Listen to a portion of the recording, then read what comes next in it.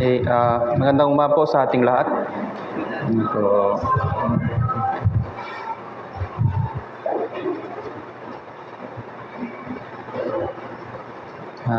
Ako po pala ay Pastor Jason Park na in charge of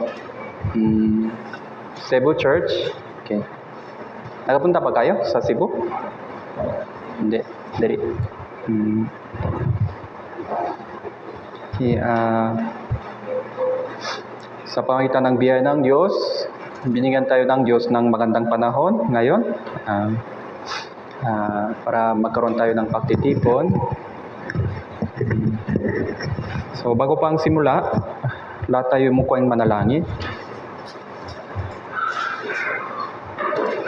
Mahabagin aming dakilang amang Diyos na nagmamahal sa amin.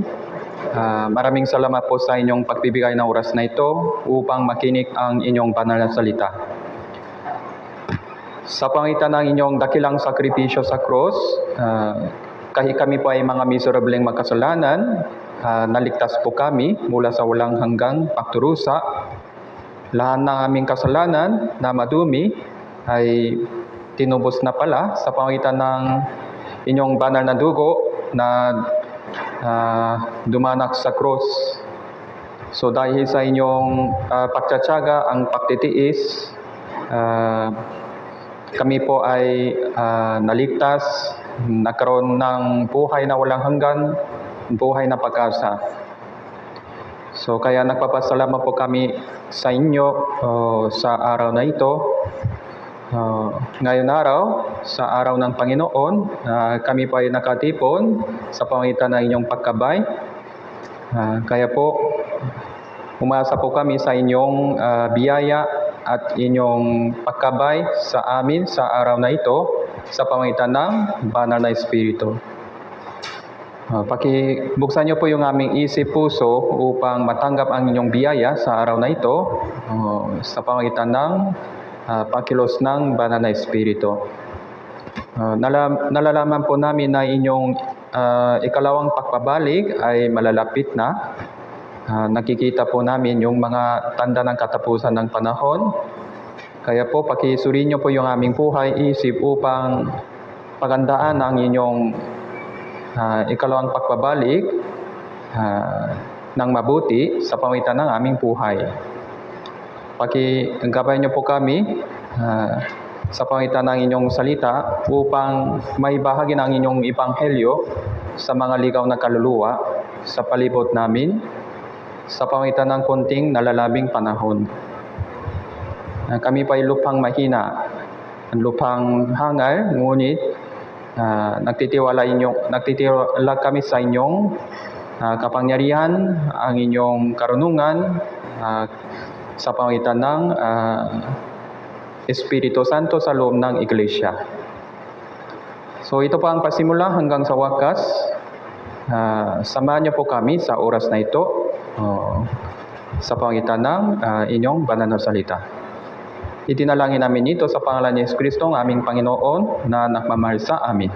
Amen. Okay. Ngayon araw naman po, buksan po natin ang Ruth, Book of Ruth sa Lumang Tipan. Pagkatapos ng mga hukom, meron pong Book of Ruth, chapter 1 po, verse 1.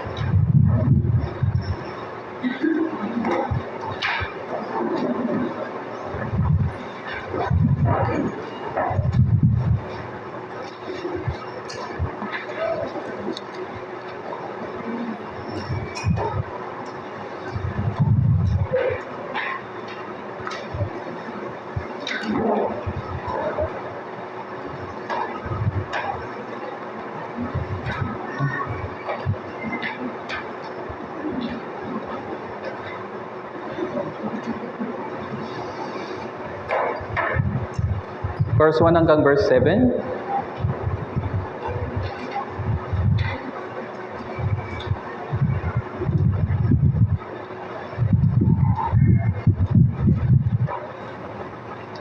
Okay, Basahin po natin ng sabay-sabay.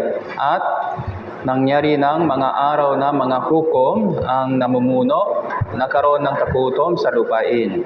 Isang lalaking taga Bethlehem sa Juda ang umalis upang manirahan sa lupain ng Moab. Siya ang kanyang asawa, ang kanyang dalawang anak na lalaki. Ang pangalan ng lalaki ay Elimelech, ang kanyang asawa ay si Naomi. Ang pangalan ng kanyang dalawang anak ay Malon and Chilion.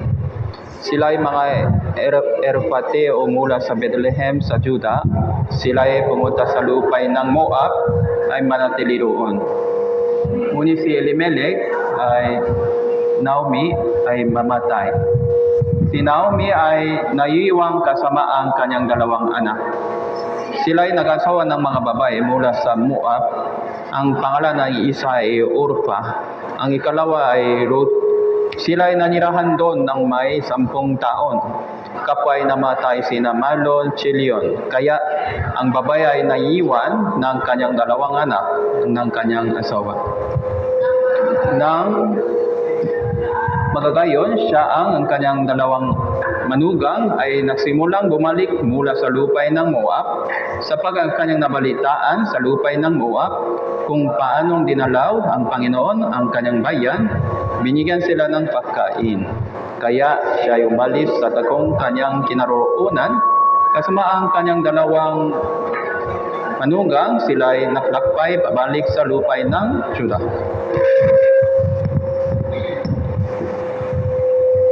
Ano po? 1, 2, 3. Okay na po. Medyo malakas po.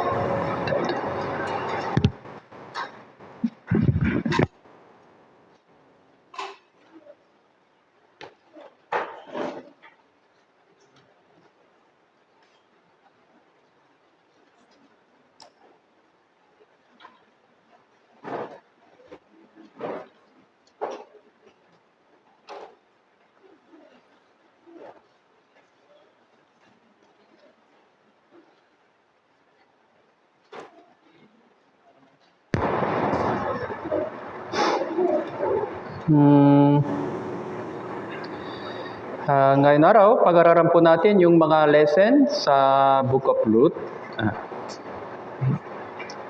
Siguro, alam nyo po yung, yung mga storya dito. No? Ruth. Sa Bible, meron pong mga libro na may pangalan ng babae. Ano po yun? Ruth, tsaka isa pa, Esther. Okay, Ruth, tsaka Esther po. No?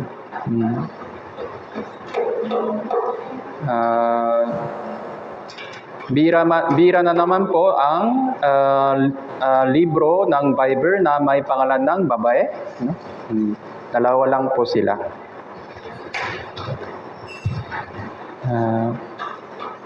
Ibig sabihin, yung pananampalataya ng babaeng ito ay talagang hindi pangkaraniwa. Kaya sila pa ay naging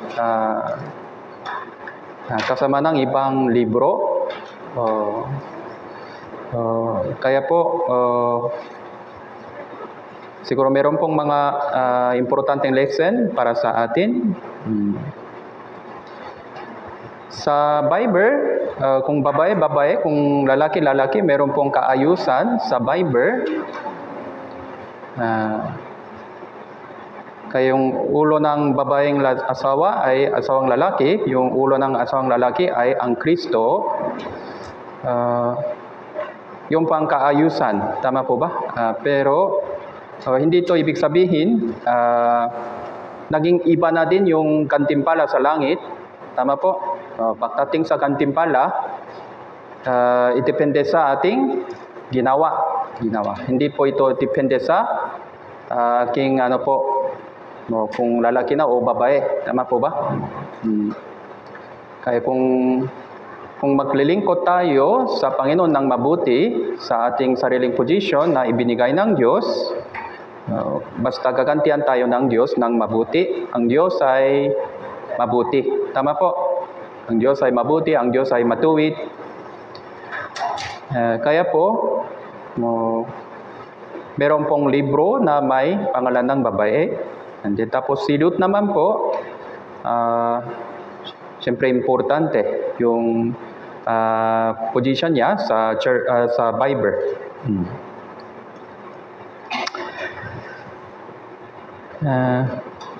Para mas maintindihan niyo po, inihanda ko po yung isang slide, si genealogy of Jesus Christ. Si Jesus Cristo, siya po ang saninay ni King David. Tapos, Judah. Isaac, Jacob. Si Jacob ay may 12 anak. Isa ay Judah. Siya pa ay nagiging yung daanan ng pagdating ng Masaya. Kaya si Judah, Perez, Hezron, Ram, Aminadab, Nason, Salmon, Boaz. Si Ruth naman po, kaninong asawa? Asawa ni Boaz. Obed, Jesse. Tapos King David. Kaya po yung tatay ni Papa ni David ay Jesse. Tapos yung lolo ni David ay Obed. Tapos great-grandfather, siya po ang Boaz. Kaya si Ruth naman po, great-grandmother ni David. Okay, naintindihan po? Si Ruth naman ay Moabita. Hindi po siya Israelita, hindi po siya Hudyo. Pero kahit ngayon din po, kung gusto nilang mag-convert sa Israelita, kaya nilang mag-convert sa Judaism sa mga hentil kung gusto. Siguro meron pong mga proseso. Okay. Siyempre, dapat matatanggap nila yung pananampalataya ng Hudyo para nagiging Hudyo po sila talaga. Si Ruth naman, Moabita naman siya, pero magkaroon siya ng pananampalataya sa tunay na Diyos. Kaya nakapasok siya sa saninay ni Abraham. Okay. Kaya po ito din po ay imahe ng yung ating iglesia sa ating panahon, kasi yung iglesia ngayon ay binubuo ng mga hentil, hindi Hudyo, hentil po. Kaya dumating na yung pagpapala na magpakailaman sa Israelita. Ilan sa kanila nakatanggap ng biyayang ito, pero karamihan sa kanila ay tumanggi kay Jesus. Kayong pagpabala na dumating sa Israel, sabi ng Biblia, ito po ay pupunta sa mga hentil. So yung pang nangyari, ito din po ay mga plano ng Diyos. Plano ng Diyos. Kaya po si Ruth, ito pang imay ng mga iglesia na binubuo ng mga hentil. Si Boaz naman po, yung pang imay ng Panginoon Jesus. Kaya sila po ay magpakasal, sila pa ay mag-asawa na, silang dalawa po. Yung pang imay ng ikalawang pagpabalik ng Panginoon Jesus. Upang kunin yung mga iglesia tunay na ligtas bilang kanyang asawa. Okay. So yung pa ang tinatawag ito ay rapture. Alam niyo po ba rapture? Tama? Rapture po, rapture. May kukunin, may iwan. May kukunin, may iwan. May kukunin, may iwan. Kung darating ang Panginoon Jesus, kukunin ako, itaas ng kamay. Kukunin ako. Okay pala. Walang naiwan dito? Walang maiwan? Wala po. Wala. Hindi ko kaya yata kasi mabigat ako. Meron po ganun. Sige. Sige po. Kayo po yung pang mga revelation dito po sa Book of Ruth, Aklan ni Ruth. Sabi dito, kaya ano pang nangyari? Verse 1 po. At nangyari ng mga araw na ang mga hukom ang mamumuno. Hukom.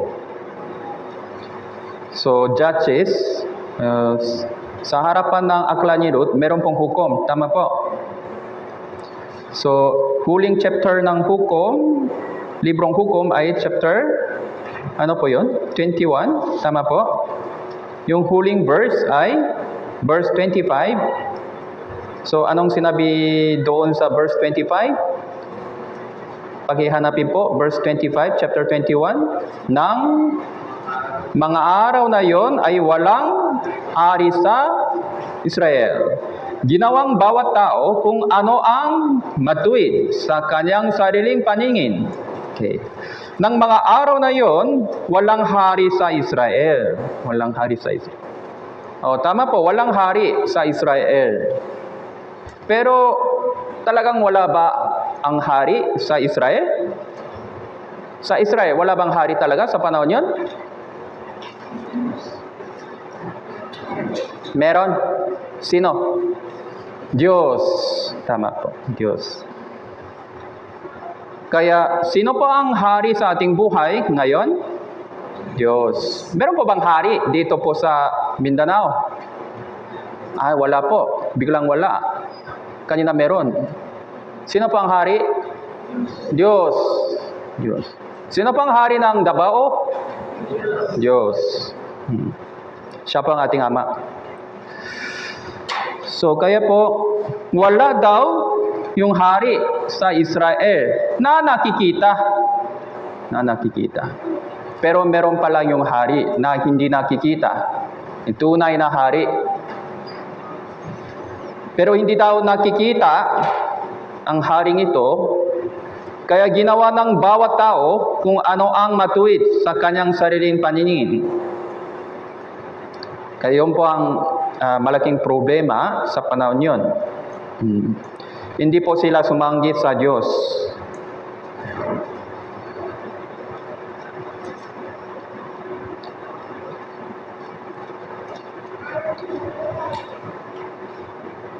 Kaya po, kung ganito po, pwede natin masabi, ang tigas na yung puso nila. Ang tigas. No? Kaya po, ano pang nangyari sa panahon yon? Dumating na po yung mga disiplina, kung pagsubok at pagsubok. Basta yung pangalan dito ay takutom. Balik po tayo sa chapter 1. Pangalawang pang-uusap, nagkaroon ng takutom sa lupain. Nagkaroon ng takutom. Kaya kung dumating na yung mga takutom, mga ganitong bagay, nagsisipo sila pansamantala. Balik naman paulit sa maling daan. Balik naman sila paulit. Dahil dumating na yung mga takutom, mga ano-ano. Kung gano'n, nagsisi sila paulit. Pero bumalik sila paulit sa dating pamumuhay. Yung pang nangyari paulit-ulit. Kung tumigas na yung puso nila, isinugo ng Diyos ang kanyang hukom.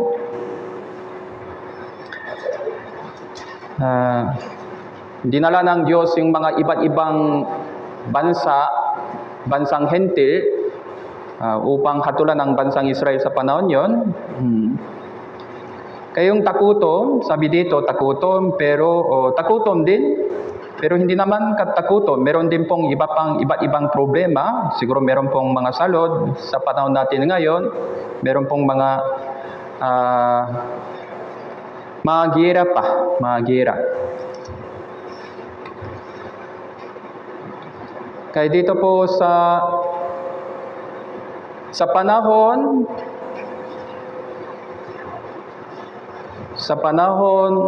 ni Boaz,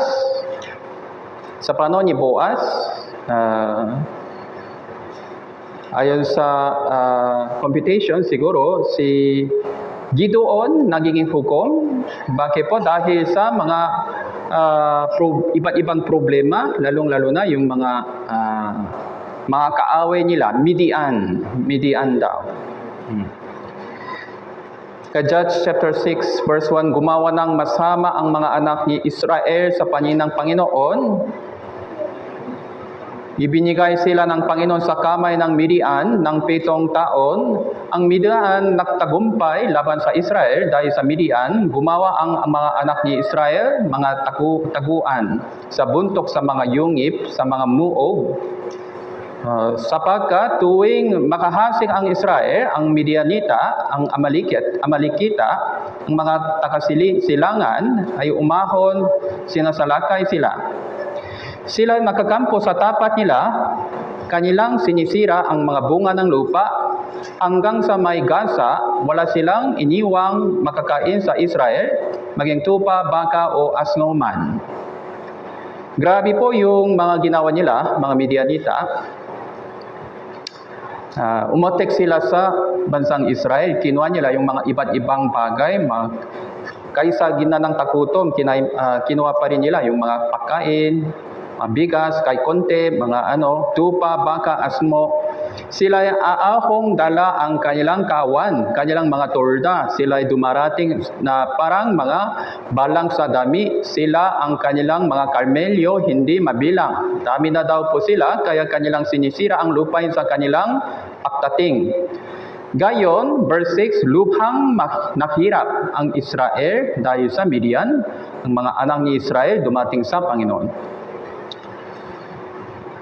Kaya hanggang sa may Gaza, Gaza. Ngayon mo, Gaza, medyo tanyag na lugar. Alam niyo po ba kung saan po yung Gaza? Doon sa Palestino. Tama po, may gira po sila doon.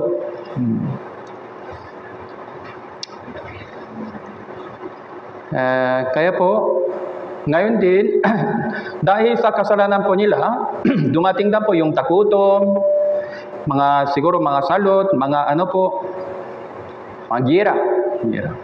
So ito po ang tanda ng katapusan ng panahon. Ngayon, nakikita natin yung maraming tanda ng katapusan ng panahon. Kaya yung tanong naman, malapit na po ba ang pagdating ng Diyos o hindi? Malapit na po ba o hindi? Masyadong malapit na. Masyado. Kaya iba na po yung tanda na nakikita po natin. Ibig sabihin, kung nakikita nyo po yung lahat ng mga bagay nito, sabi ng Panginoon, nasa pintuan na po siya. Nasa pintuan. Nasaan yung pintuan? Diyan po, doon. Nasa pintuan na siya. Nasa pintuan. Ang lapit na po ang kanyang pagdating. Kaya nailagay ng Diyos yung mga mensahe niya dito po sa Ruth kung ano po ang mangyayari sa kanyang pagdating. Nahirapan po ang bansang Israel ngayon din, pero sino po ang mananalo sa bandang huli? Bansang Israel. Okay. Sa pamagitan ng isang hukom na isinugo ng Diyos, si Gideon, inihanda nila yung 300 na yung sundalo sa pamagitan ng pagkabay ng Diyos. Sa simula marami, pero unti-unti binabawasan ng Diyos yung mga hindi handang sundalo. Yung natitira lang 300, sa pamagitan ng 300 na yung sundalong Ehipto, ginawa ng Diyos yung pagtatagumpay sa Israel. Marami naman yung mga Midianita sa panahon yon, mga 30,000 plus. 10 beses mas marami. Ay, hindi 10 beses. 100 beses mas marami kaysa Israel. Pero sila po ang nanalo ng bansang Israel. Kaya meron pong talata, Judges chapter 7. Mga detalyadong bagay sa inyong sarili na lang po dahil sa kulang yung oras. Kaya ngayon din, medyo masama po ang panahon. Ang buong mundo ay puspos ng kasalanan. Nang pinarusahan ng Diyos ang buong mundo sa pamitan ng tubig, ang buong palagi na lamang masama daw ang haka ng bawat pag-iisip ng tao, puso ng tao. Ang buong mundo naging masama daw. Tapos sa panahon ni Abraham, pinarusahan ng Diyos ang lungsod ng Sodoma Gomora dahil sa kanilang kakaibang kasalanan. Anong klaseng kasalanan sa Sodoma Gomora? Homosexuality, tama po. Dito sa Pilipinas din po, meron pong mga artista parang pakla siya. No, hindi ko tandaan yung pangalan niya. May taga UP daw. Anong pangalan niya? Hindi ko alam. Basta. Kaya inisip ng maraming tao, okay pa rin yun. Okay. Okay pa rin. Bahala na sila. Okay pa rin. Hindi po ito okay sa Bible. Tama po? Hindi po ito okay sa Bible. Kung meron pong mga ganon, sabi ng Biblia, babatuhin mo. Babatuhin mo. Patay mo. Yung pang utos ng Diyos dito sa Bible. Kasi karumar-dumar daw ang kasalanan nito. Ngayon naman, hindi po ito karumar-dumar, no? Parang kanyang sariling decision daw. Decision. Kaya ngayon, siyempre, malapit na yung katapusan ng mundo dahil sa lalong-lalo na kasalanan ng tao. Ang buong mundo ay puspos ng masamang kasalanan, kaya po sigurado darating ang katapusan. Lalong-lalo na sa ating panahon.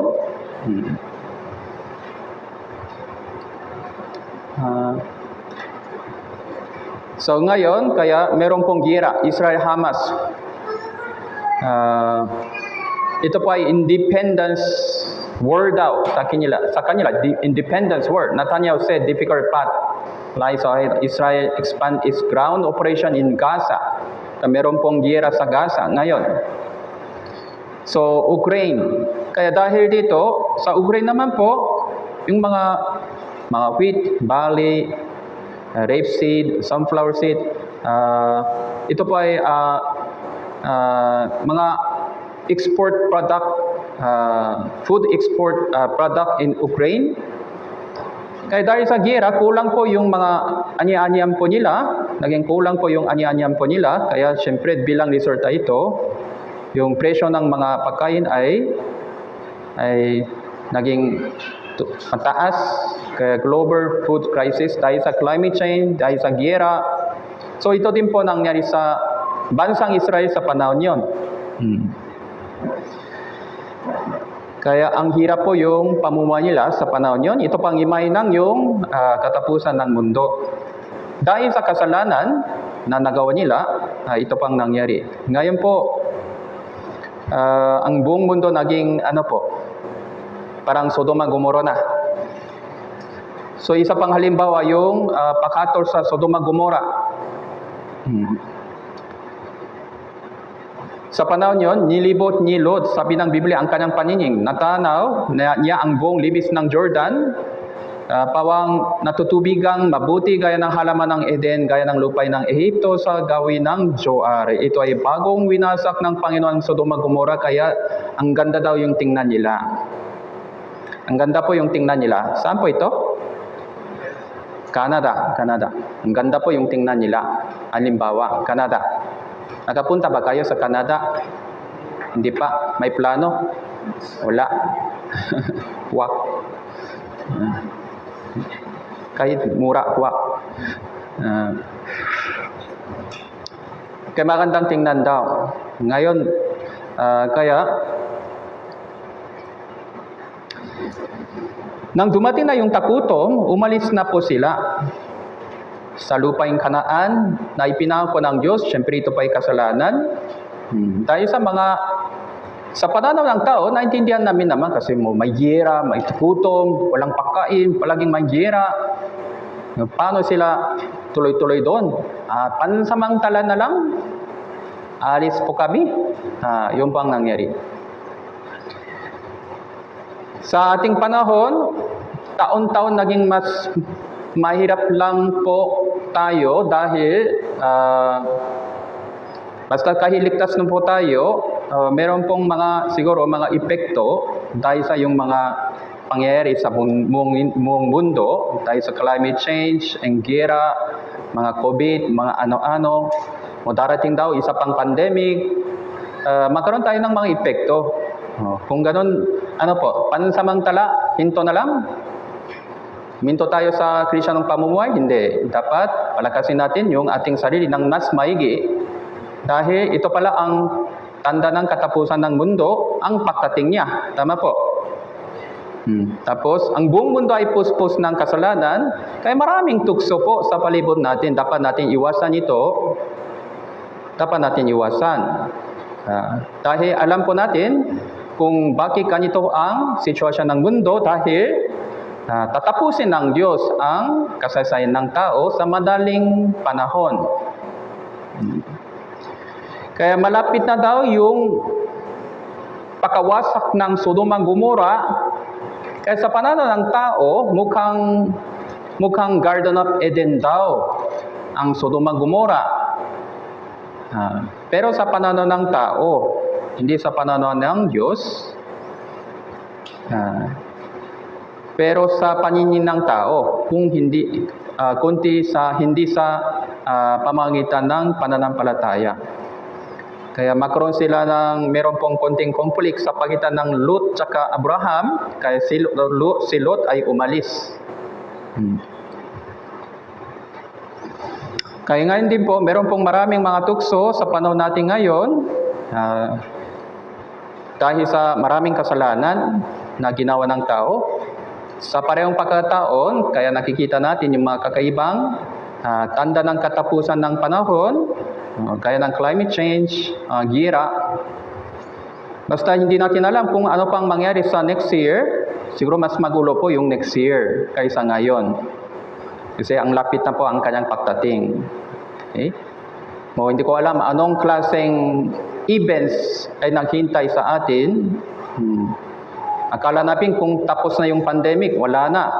May gira kaagad sa Ukraine.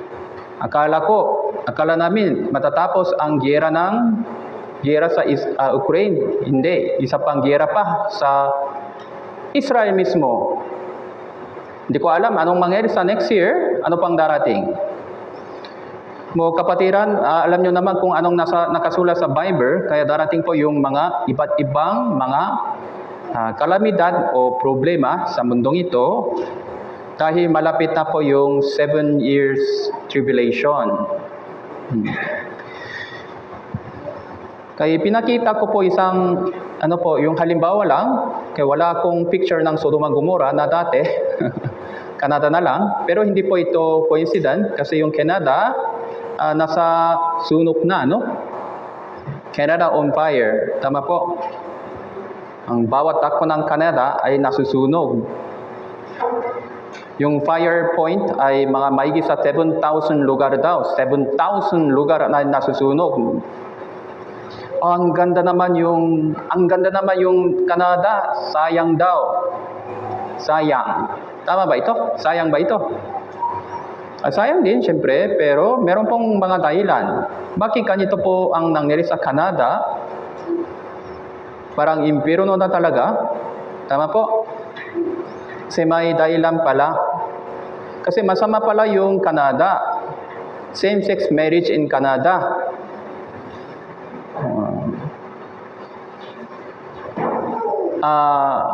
2003, yung court decision ay beginning in 2003. In 2005, na legalize nila ang same-sex marriage, Civil Marriage Act 2005. Thank you Canada, just married. Yung dalawang lalaki. Kaya, Canada, the fourth country in the world. Hindi tapos, first country outside Europe. Ano po? Legalization of same-sex marriage. Fourth country in the world, outside Europe, yung pinakamagulo. First country. Kaya po, hindi tapos, cannabis across Canada, yung marijuana ba? Tama? Legal in Canada.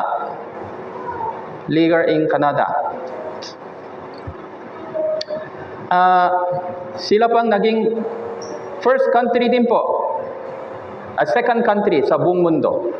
Yung unang country na legalized the drug, gaya ng marijuana, ay Uruguay daw po, Uruguay naman, maliit na bansa. Pero Canada mismo naging second country.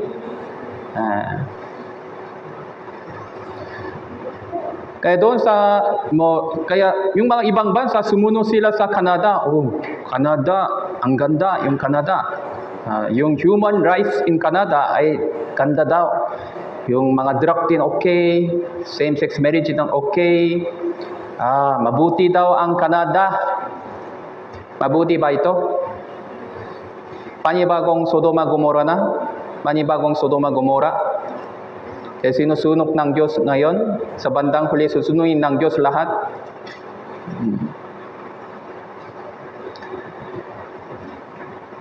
Kaya po, nakikita natin yung mga pangyayari sa ating panahon dito po sa Lud. Meron pong gira, meron pong mga kakaibang kasalanan na nasusulat sa Biblia dito sa hukom. Kung binabasa nyo po yung hukom, ang gulo po yung pamumuhay nila. Ang gulo.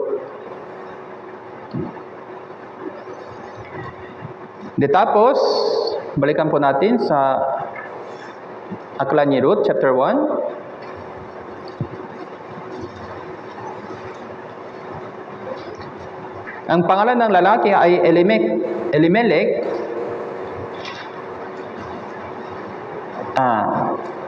So, verse 1 pa. So, pangatlong pangausap. Isang lalaking taga Bethlehem sa Juda ang umalis upang maniran sa lupain ng Moab. Siya ang kanyang asawa, ang kanyang dalawang anak na lalaki. Ang pangalan ng lalaki ay Elimelech. Ang kanyang asawa ay si Naomi. Ang pangalan ng kanyang dalawa anak ay Malon Chilion. Sila ay mga Efrateo mula sa Bethlehem sa Juda. Sila ay pumunta sa lupain ng Moab ay manatili roon.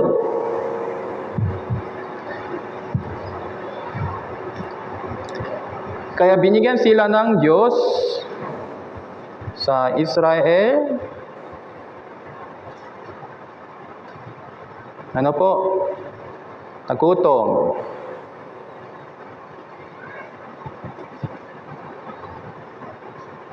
Tapos, ano po? Siguro meron pong mga salot. Meron pong mga gira. So, sa kanila po ito, dahil sa ano po, kasalanan daw. Kasalanan ng Israel, dumating na po yung ganitong bagay. No? Ngayon din po, nakikita natin yung ganitong bagay sa ating panahon.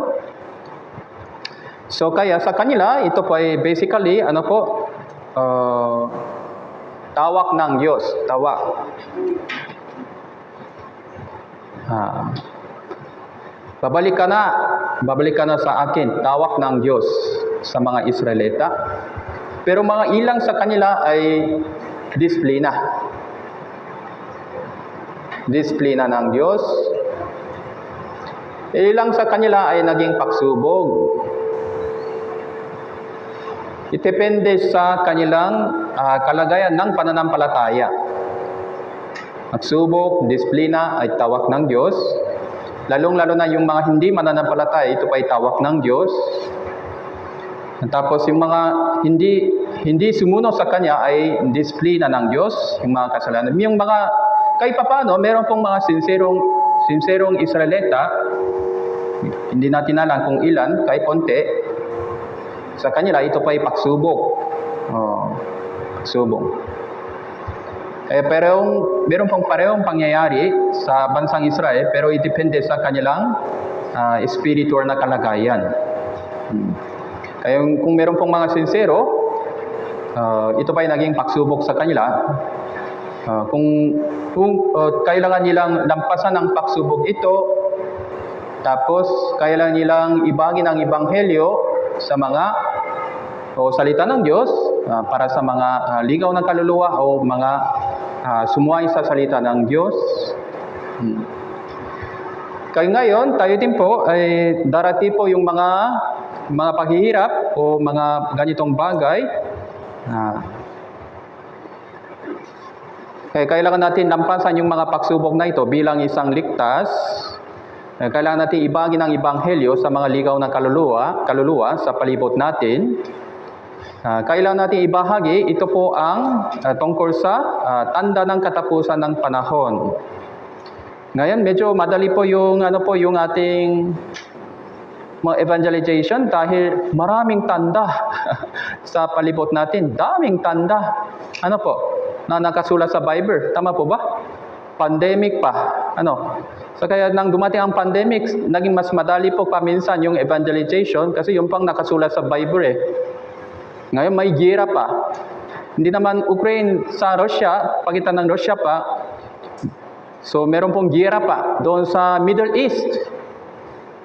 Kaya nang alam niyo po sa SK chapter 38 na naisulat ng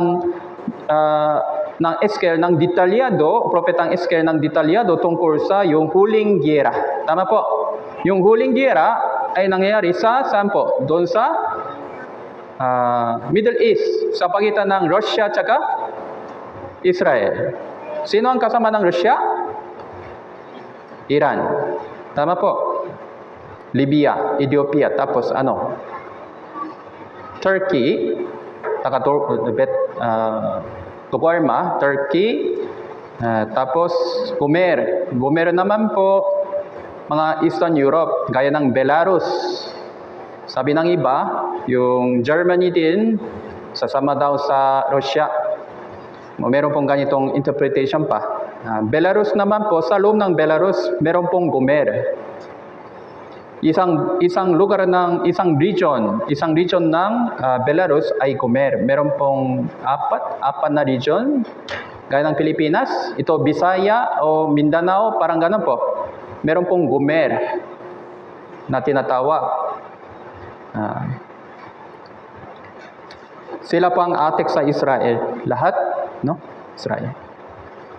Ngayon, parang yung pang nangyayari ngayon. Russia, and tapos China ay sasama daw mula sa China. Kaya po, kung malapit na ang katapusan ng panahon, naranasan po natin yung mga kakaibang bagay.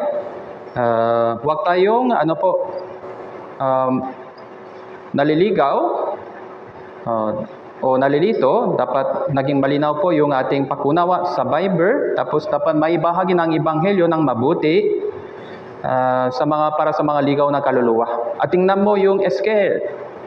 Tingnan mo yung sinabi ng Bible lahat, yung tanda ng katapusan ng panahon. Kaya taon-taon naging mainit naman po ang buong mundo. Tama po ba? Next year, naging mas mainit daw, sabi nila. Next year din po, naging mas mainit daw po, sabi nila. Sa Pilipinas, mga 50 degrees Celsius.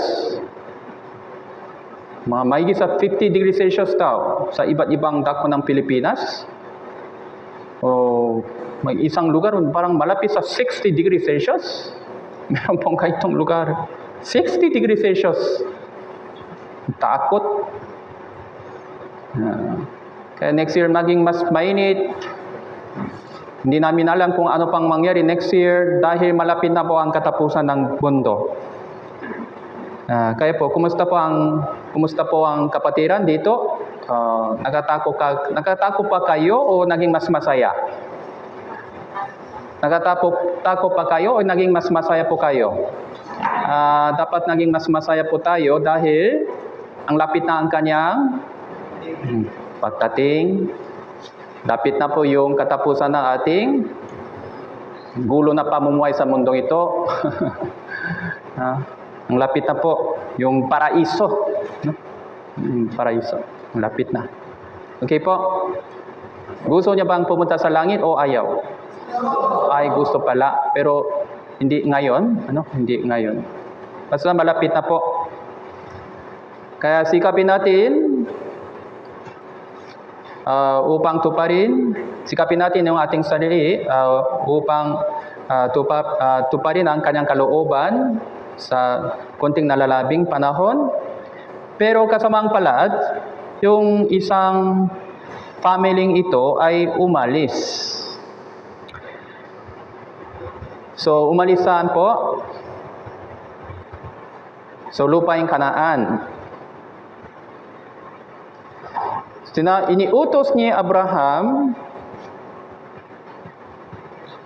sa panahon niya, Abraham pa rin naman, punta ka sa lupaing Kanaan, manatili kayo doon.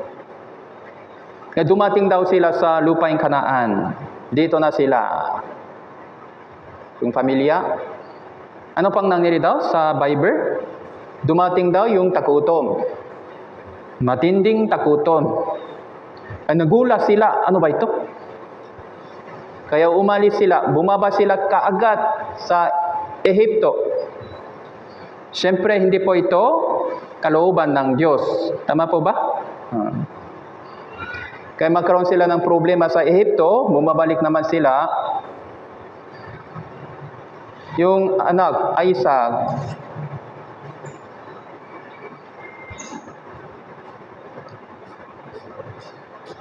dumating na po sa panahon yon, dumating na po yung takutom paulit. Gutom po. Yung anak niya, Isaac, takutom pa ulit. Pero hindi siya umalis. Doon po siya tumitira sa lupaing Kanaan. Kaya pinakpala ng Diyos ang pamilya ni Isaac. Kaya magkaroon sila ng, kahit sa gina ng takutom, magkaroon sila ng maraming mga ani-anihan. 100 beses mas marami daw kaysa iba. 100 beses. Gaya ng alam nyo, ngayon din po sa Israel, napaka-develop na po yung food industry food o farm industry sa Israel. Tama po. Dati yung lugar nila ay disyerto. Pero ngayon, napakaganda na yung lugar nila. Maraming prutas, maraming iba't ibang ani-anihan. Parang ito pang nangyari kay Isaac.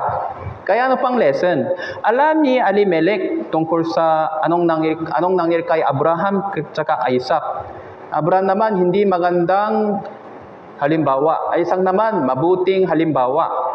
Kaya dumating na po kay Elimelech yung gutom pa ulit.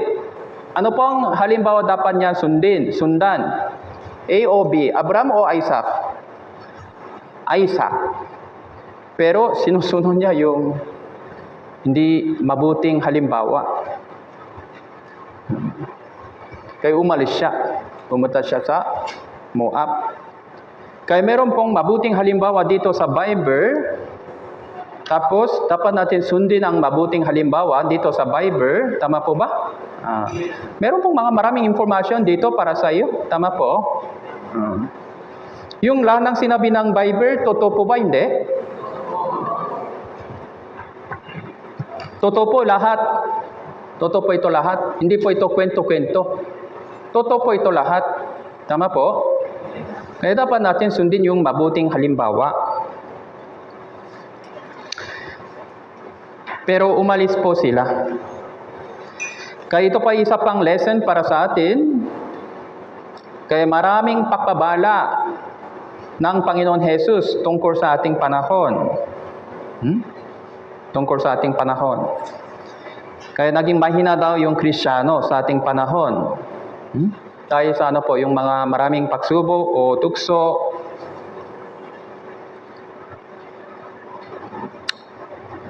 Dapat natin iwasan yung ganitong bagay. Buksan po natin ang Biblia, Lucas chapter 20.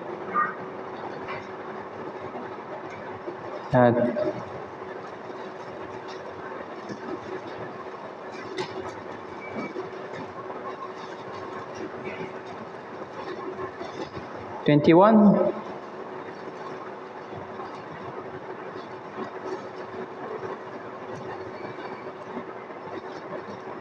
Verse 34.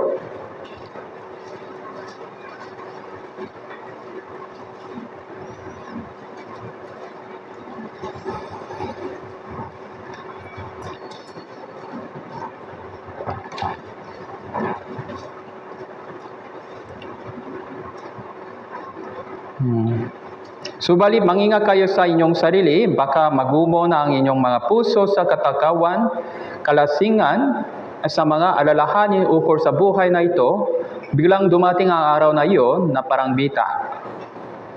Biglang dumating ang araw na iyon ay parang bita.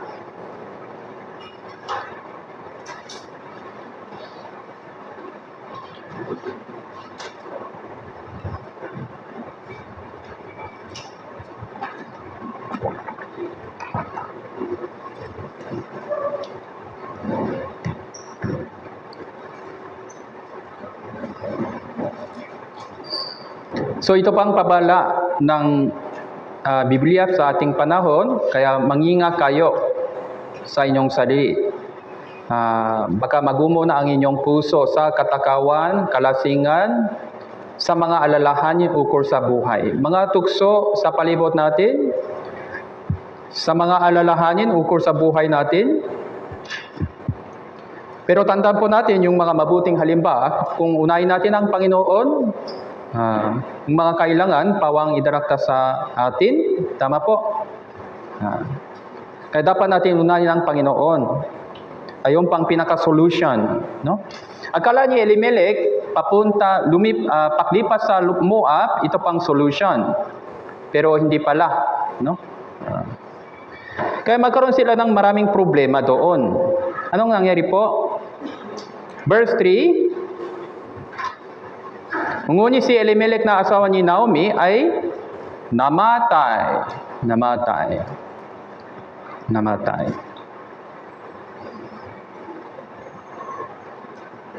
Kaya tinutukso ni Satanas, umalis ka na. Wala naman pagkain doon. Umalis ka na. Yung pangunang tukso ni Satanas, tama po, pagkain.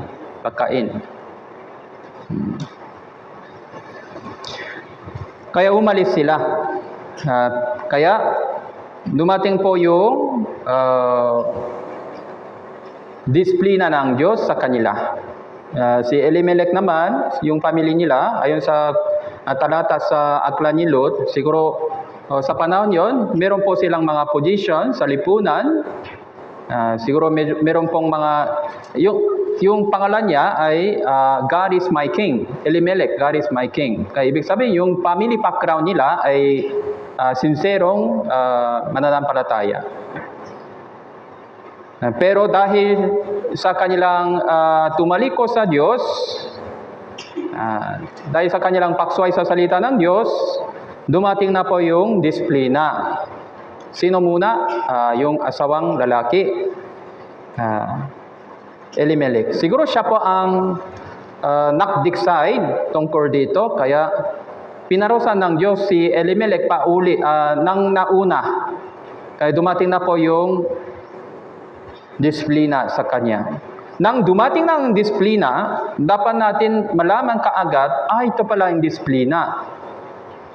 Paminsan, kahit dumating na yung disiplina, hindi natin bigyan ng pansin sa mga disiplina ng Diyos. Binabalewala natin yung mga disiplina ng Diyos.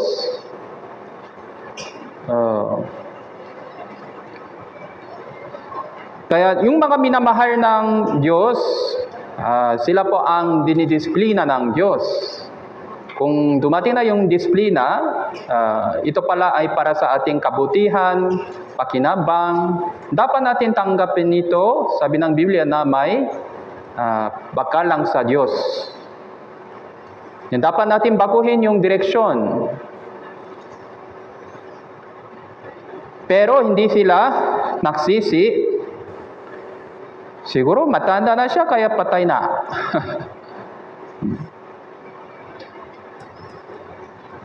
Pero hindi naman po ganon, kasi sampo siya sa Moab.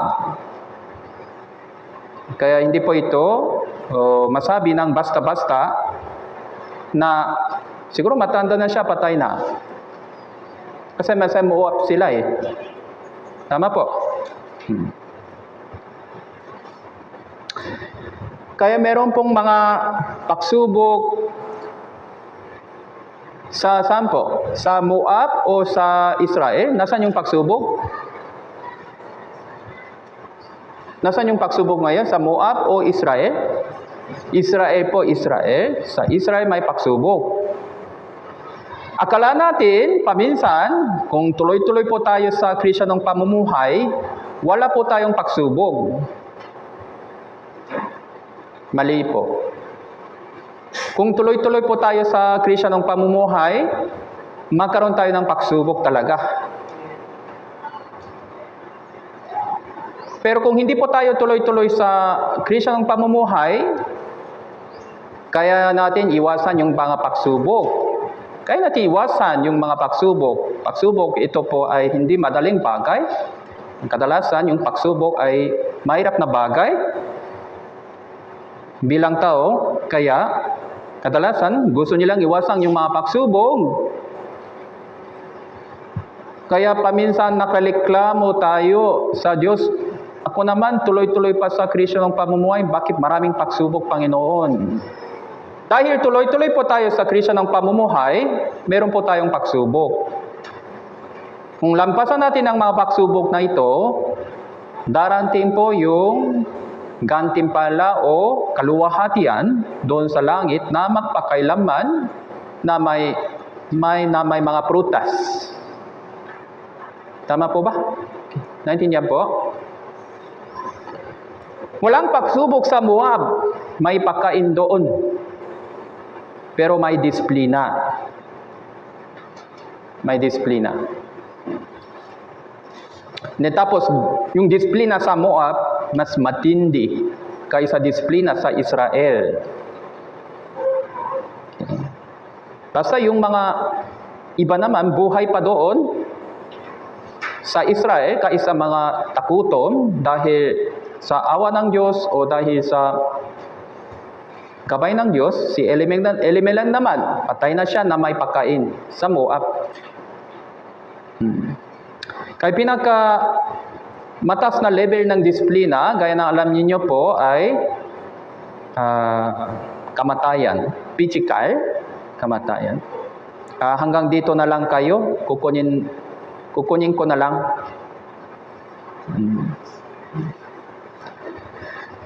Naghintay ang Diyos sa kanila, pero hindi sila bumabalik sa lupaing Kanaan, kaya inalis ng Diyos si Elimelech.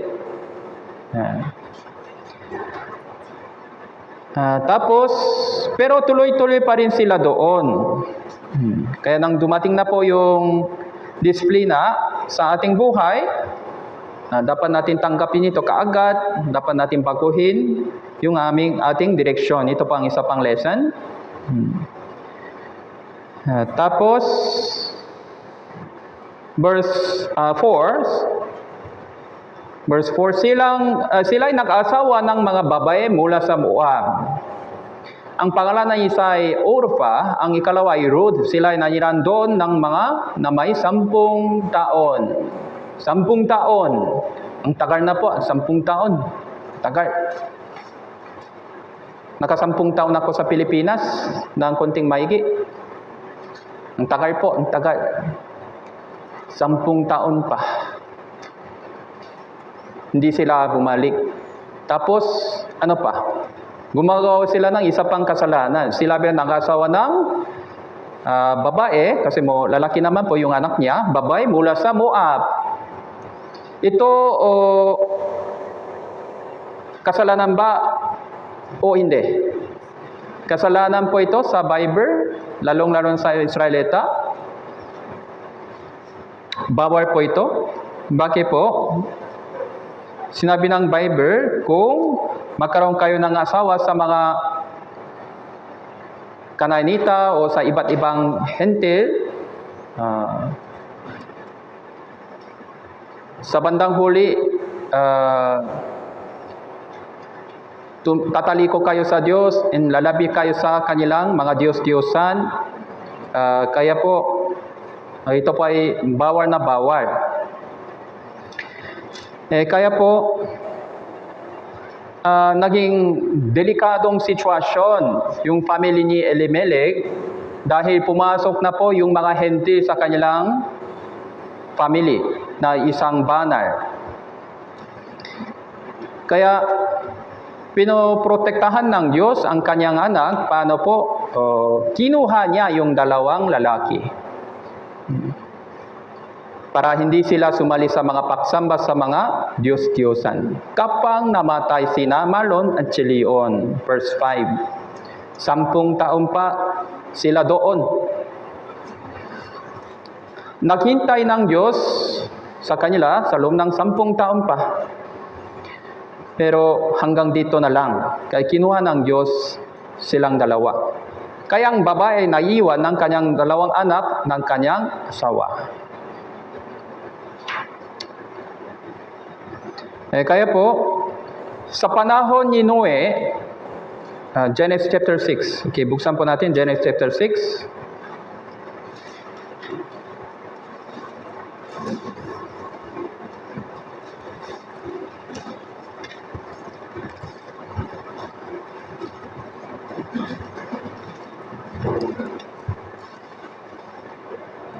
Verse 1, nang nagsimula dumami ang mga tao sa balat ng lupa, nakaanak sila ng babae, nakita ng mga anak ng Diyos na magaganda ang mga anak na babae ng mga tao, sila ay kumuha ng kani-kanilang mga asawa mula sa lahat ng kanilang pinili.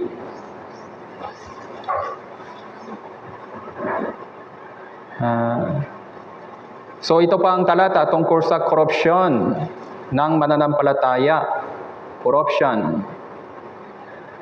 Nakuha nila yung asawa mula sa anak ng babae ng mga tao, ibig sabihin yung mga hindi mananampalataya. Sa panahon yon, yung saninay, meron pong dalawang grupo. Saninay ni Cain, tapos saninay ni Abel, pero Abel naman patay na dahil kay Cain.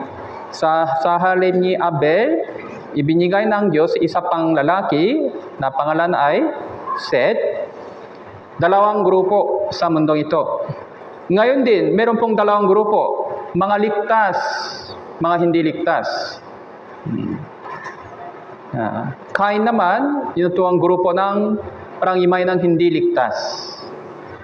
Kaya yung pamuha ni Cain, talagang malayo sa Bible, lumalayo sila sa Diyos, pagkaroon silang kanilang sarilang buhay, meron silang mga lungsod, meron silang mga music, meron silang mga sexual immorality. Parang parehas po ito sa pangyayari sa ating panahon. Sila pa ang grupo ng Cain. Tayo pa ay grupo ng Seth. Spiritual. Sila pa ang mag-asawa ng sabay-sabay. Kaya nasira po ang pamumuhay ng mga saninay ni Seth. Kaya naging masama daw ang buong mundo. Maliban sa isang pamilya, sino po? Si Noe. Okay po, Noe. Pamilya ni Noe. Yung pang storya. Kaya magkaroon sila ng asawa ng hindi mananampalataya. Ito pa ay pasimula ng spiritually ay pakasira. Pakasira ng mga spiritual na yung ministry. Kaya dapat iwasan po natin yung ganitong bagay. Lalong-lalo na yung mga kabataan po. Dapat ihandog natin yung ating buong buhay para sa Panginoon. Tama po ba? Okay.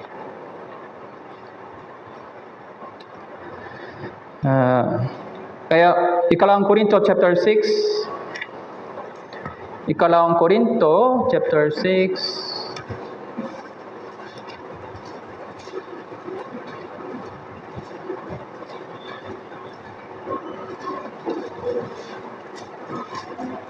Verse 14.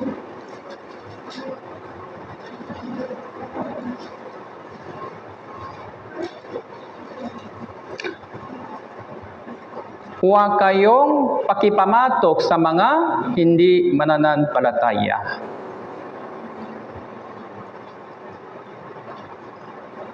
Meron pong sa Bisaya din po sa baba po. Ayaw ka mo pagpakik hiusa uban sa dili maktutuo.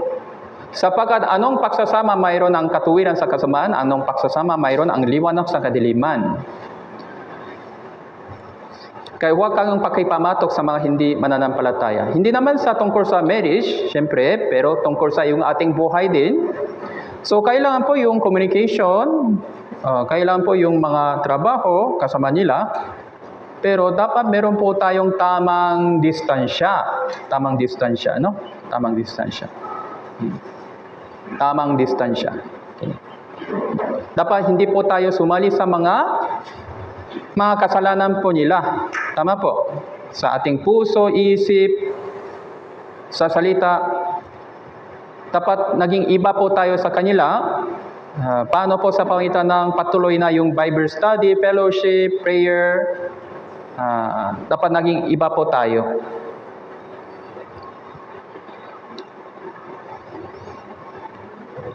Kaya po, yung nangyari sa Ruth, ito po ay isa sa pinaka-worst case.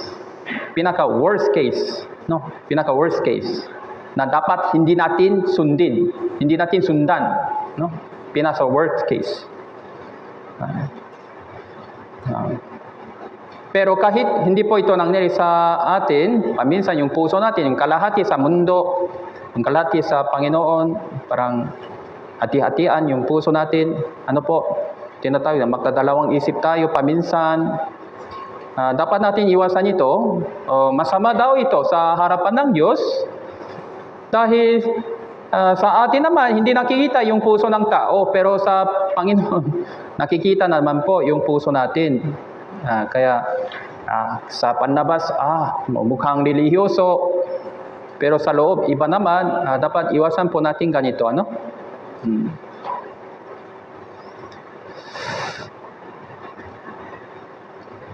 Kaya kinuha ng Diyos yung dalawang lalaki din, Malon tsaka Chilion. Balikan po natin Ruth chapter 1, 4 hanggang 7 tayo muna.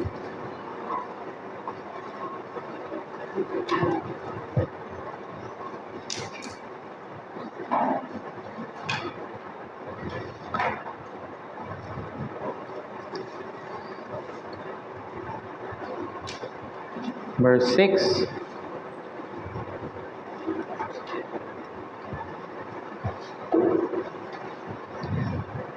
Nang makagayon, siya ang kanyang dalawang manugang ay nagsimulang bumalik sa lupay ng Moab sapagkat kanyang nabalitaan sa lupay ng Moab kung paanong dinalaw ang Panginoon ang kanyang bayan, binigyan sila ng pagkain.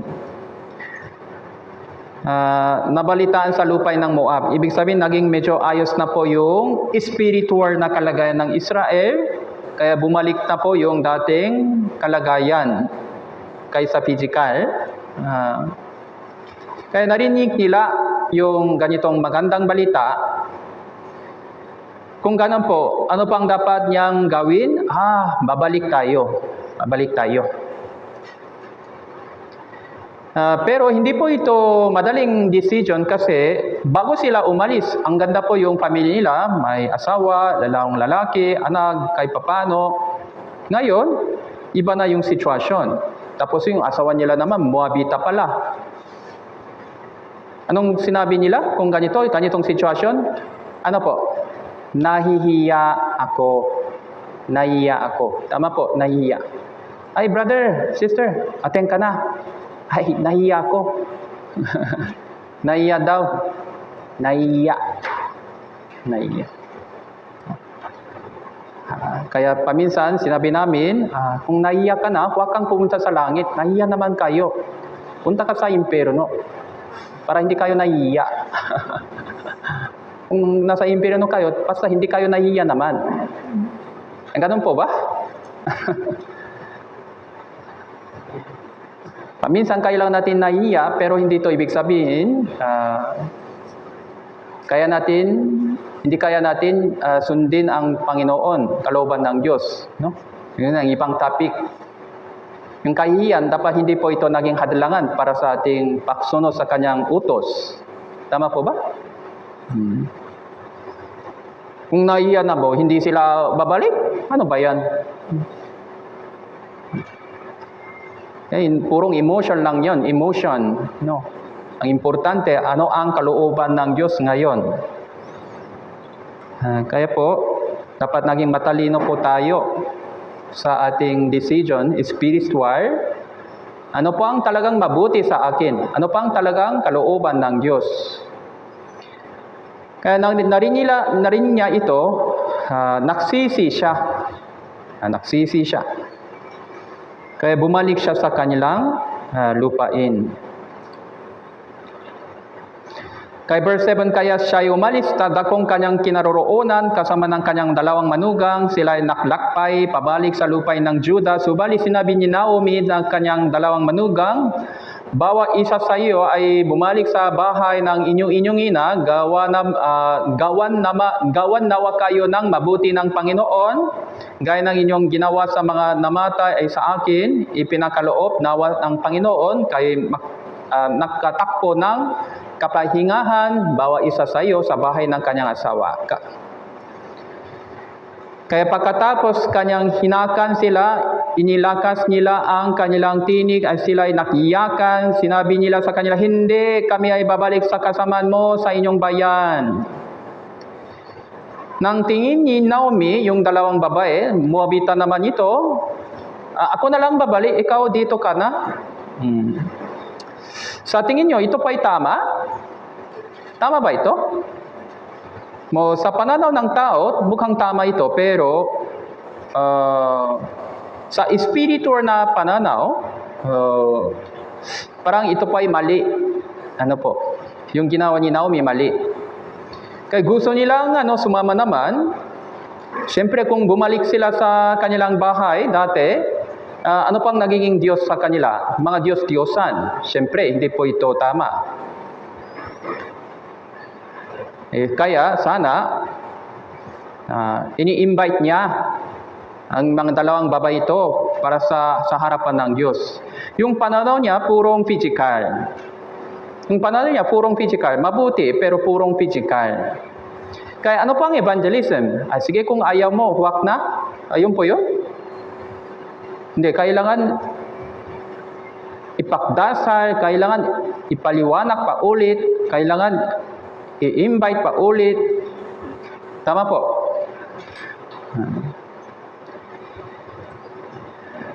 Kaya, yung pangalan nila, Orpha tsaka Ruth naman, yung isa sa kanila, Orpha ay bumalik sa kanilang dating pamumuhay, pero si Ruth naman ay tuloy-tuloy pa. Tuloy-tuloy.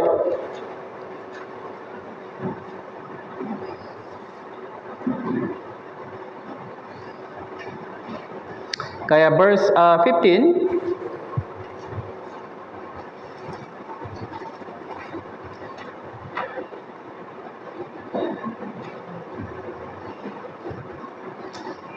hanggang 19 po. Tingnan mo, ang inyong bilas ay bumalik na. Si Orpha bumalik na sa kanyang mga kababayan, ang kanyang mga Diyos. Sumunod ka na sa inyong bilas. Ngunit sinabi ni Ruth, huwag mo akong pakiusap na kita iwan. Talikuran ko ang pagsunod sa iyo. Kung saan ka pupunta, doon ako pupunta. Kung saan ka nakatira, doon ako nanirahan. Ang inyong bayan ay magiging aking bayan. Ang inyong Diyos ay aking Diyos. So nakita natin yung mga kakaibang bagay sa loob ng puso ni Ruth. Parang magkaroon siya ng pananampalataya. Kaya po, ano pang nangyari kay Ruth? Nang sumama siya sa pamilya ni Elimelech, nakita niya yung mga pakilos ng Diyos na hindi nakikita sa loob ng pamilya nila. Nakita niya yung mga takot nila sa Diyos. Nakita nila yung pakilos ng Diyos sa kanilang family. Sinasamba nila dati yung mga nakikitang Diyos, mga riburto naman o imahe, pero ngayon nakikita nila yung pakilos ng Diyos na pero hindi nakikita. Tapos siya pala ang makapangyarihan sa lahat. Kaya magkaroon siya ng takot sa Diyos. Magkaroon siya ng hangarin tungo sa Diyos. Kaya nang bumalik daw sila sa kanilang lupa, gustong-gusto niyang sumama. Hindi dahil kay Naomi lang, kundi dahil sa Diyos na. Kaya, ano pang evangelism? Dapat ipakita natin yung kapangyarihan ng Diyos sa ating buhay, sa pangitan nating pagsunod. Kaya nakikita nila yung pakilos ng Diyos sa ating buhay, yung ating mensahe ay naging malakas. Kaya sabi niya, ang inyong bayan, nagiging aking bayan, ang inyong Diyos ay aking Diyos. So, kung saan ka mamamatay, doon ako mamamatay. Doon ako lilibing. So, ito pang patuto ng mga ligtas. Dahil kay Panginoon Jesus, dahil sa sakripisyo niya, tayo pa ay naligtas.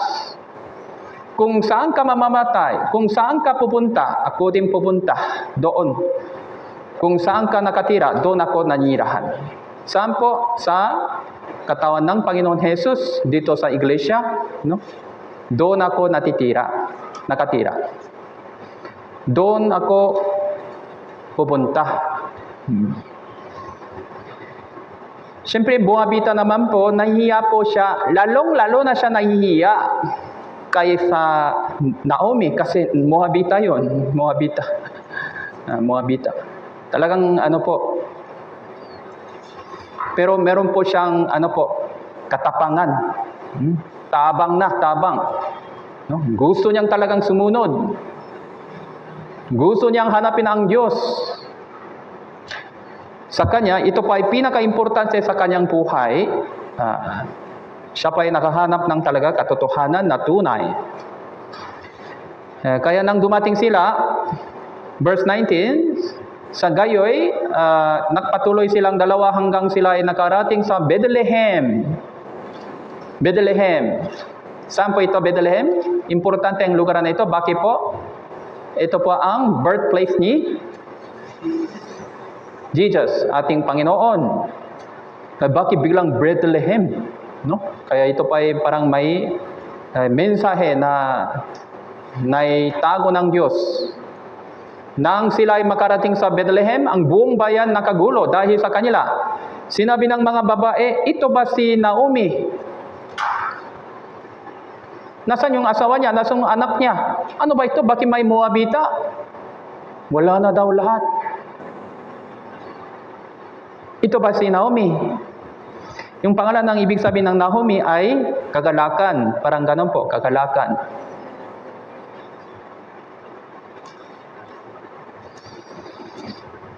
Kaya yung patutuo ni Naomi ay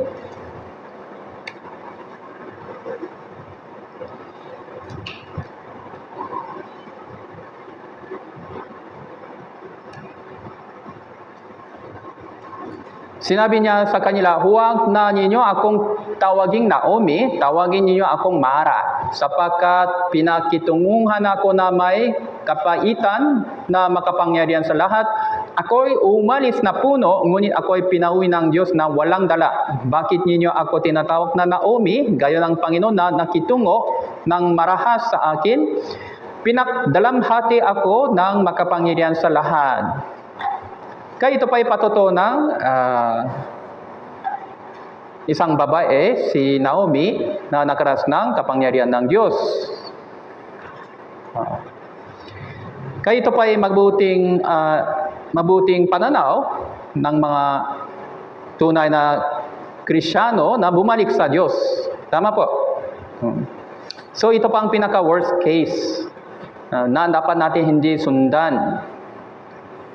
Pero meron din pong mga maliliit na case sa ating buhay na dapat natin iwasan din. Tama po. Araw-araw, lalong-lalo na araw-araw sa ating panahon, dapat lumalapit tayo sa Panginoon ng lalo na. So, kaya importante na yung panalangin araw-araw. Importante na po yung fellowship araw-araw.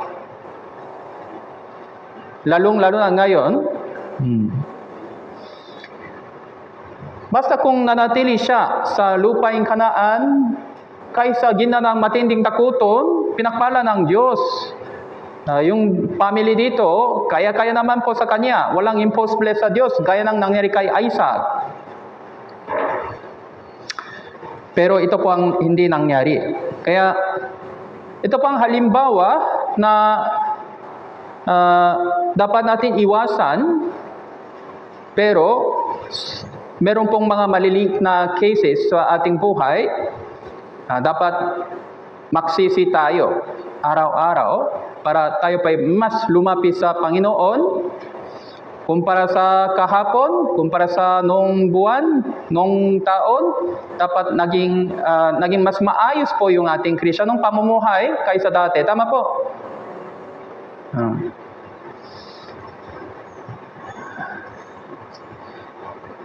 Kaya nang dumating sila, maraming issue na sa kanila, no po. Tapos nakita nila isang babae, sabi niya ganon daw. Bakit siya sumama? Ganon daw siya. Ay, ganon ba? Marites, bahay-bahay. Ay, ganon.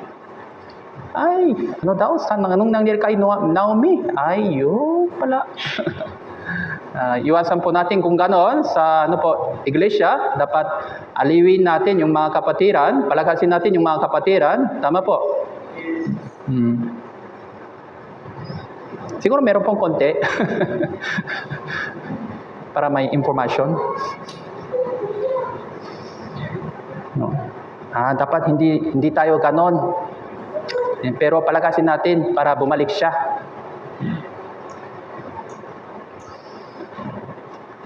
Kaya po, basta yung pananampalataya ni Naomi din ay medyo mabuti po. Kaya siya lang nanatili. Siya lang nanatili. Yung iba naman kinuha ng Diyos. Yung bansang Israel, ngayon bumalik sila sa kanilang lupain. Konti lang natitira. Konti lang. Halos lahat pinapatay. Sa Nachis, 6 million. Pinapatay. Lahat sila tumanggi kay Jesus. Konti lang natitira. Ngayon, yung bansang Israel, may 18 million daw. Konti lang pala sila. Sila po ay babalik sa lupain nila. Meron pong plano ng Diyos para sa kanila.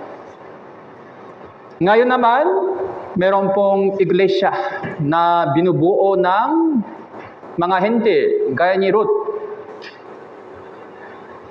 Sa bandang huli, sa pangitan ng pagkabay ng Diyos, si Ruth ay magkaroon ng asawa, si Boaz. So silang dalawa ay naging grandparents ni David. Yung papa ni Boaz po ay Salmon. Yung asawa ni Salmon ay Rahab. Kilala niyo po ba si Rahab? Taga saan po yun? Taga Jericho. Hindi siya Israelita. Nang pumasok siya sa bahay ni Boaz, nakita niya yung mama ni Boaz. Hindi pala ito Israelita. Yung mama ni Boaz, hindi pala ito Israelita. Nagsimula na po yung iglesia noong 2,000 years ago. Ngayon po, darating ang Panginoon Jesus. So, huling iglesia. Dapat tayo pa'y naging mabuting iglesia. Gaya ni Ruth. Kaya, para naging handa po tayo sa ating asawa. Sino po? Si Jesus. Yung pang imay ni Boaz. Yung pang Boaz, yung pang imay ni Jesus na darating sa ating panahon. Si Ruth naman, Yung inaalaga niya ay matandang babae lang, walang mga ari-arian, ubos na lahat. Pero sumunod pa rin siya kay Naomi para siya pa'y nagiging bahagi ng bansang Diyos. Bansang Diyos. Sa kanya ito pa'y pinakamalaking ari-arian. So, yung pang pinakadakilang kayamanan sa kanya. So, darating po yung kanyang kaharian. Kaya po, ito pa isang masamang halimbawa, dapat natin iwasan. Tapos meron pong mga lesson, dapat manatili tayo sa iglesia kahit sa anumang pagsubok. Kung tuloy-tuloy po tayo pa ay nagiging kagaya ni Ruth na may hangarin tungo sa Diyos. Nadarating, no? Tama po. Kaya pinakpala ng Diyos ang family ito. Sila po ay nagiging grandparents ni David. Tayo po ay nagiging, dati tayo po ay isang miserableng makasalanan, gaya ng isang Moabita o taga Jericho, pero tayo po ay nagiging bahagi ng maluwahating iglesia at kaharian ng Diyos na hindi nakikita ngayon, pero darating po ang kanyang kaharian. Kaya ito po ay nagiging nakikita sa ating pananaw. Kaya hanggang doon, tuloy-tuloy po tayo. Okay po, naintindihan po? Ibahagi natin yung mga ebanghelyo ng mabuti para nakikita nila yung mga kapangyarihan Diyos sa atin. Kaya meron pong mga root, pangalawang root, pangatlong root, pangapat na root sa ating buhay, sa ating iglesia na bumabalik sa Panginoon. Okay po? Okay, hanggang dito po, manalangin po tayo. Mabaging aming dakilamang Diyos na nagmamahal sa amin, maraming salamat po sa inyong pagbibigay ng oras na ito upang makapag-aral ng inyong pananasalita. Salamat po sa inyong lahat ng salita na naisulat sa Bible. Bigyan mo kami ng inyong karunungan, ang kalakasan upang sundin ang inyong kalooban para sa inyong kaluwalhatian. Itinalangin namin ito sa pangalan ni Yesu Kristo, ang aming Panginoon. Amen. Okay, salamat po.